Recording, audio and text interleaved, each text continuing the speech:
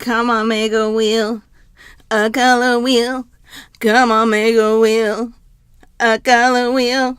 Okay, you guys know I'm super awkward, but I couldn't help myself. It was just the perfect opportunity to dance and sing, so you can't see me, but I'm dancing. Last week I went over how easy it is to mix watercolor on paper, which is one of my favorite things to do, but I thought it would be super helpful if I explained to you how to mix watercolor on a palette, or how I used to do back in the day on a yogurt lid. All you do is wet your brush, dip it into whatever pigment that you have, and pull it out, put it on your palette, rinse your brush off, dip into the other color that you're going to use, and put that on your palette. Then rinse your brush off one more time and mix those two colors together. You have a whole brand new color.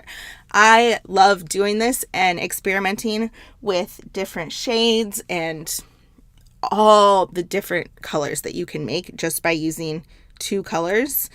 And I thought that it would be helpful if we went into a little bit more in depth about the color wheel, so we could talk about mixing colors, contrast colors, and go into more detail in future videos, so I could reference back to this if you need a starting point.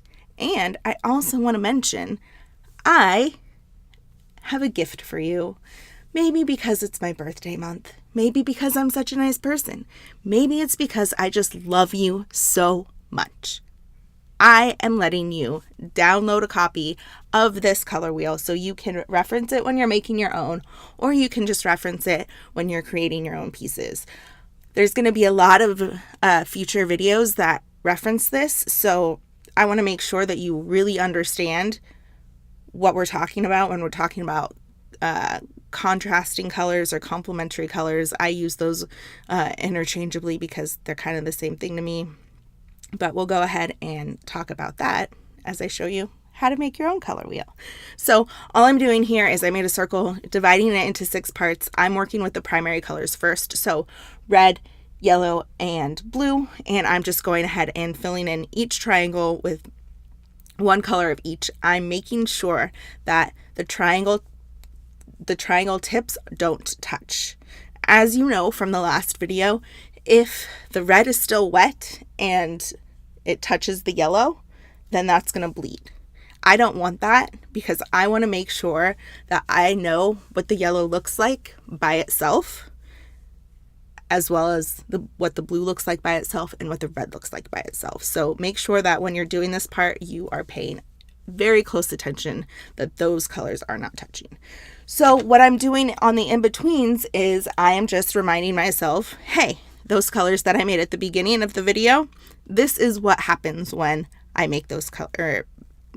What happens when I make those colors. So I made a really pretty purple with the blue and the red. I'm going to put that here. And then, of course, there's the green.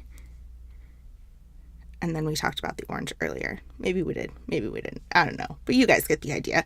So then I have this color wheel as a reference. But I also want to remind myself that colors opposite each other on the color wheel are complementary colors. So that means that they go really well in paintings or artwork together because they, sitting next to each other, they make each other pop. But it's really hard because if those two colors are mixed together, they're going to make a really muddy brown. And the reason that is if you think about it, the two colors that make green plus the red is going to make a black. The 3 primary colors mixed together is supposed to be the darkest value that you can get.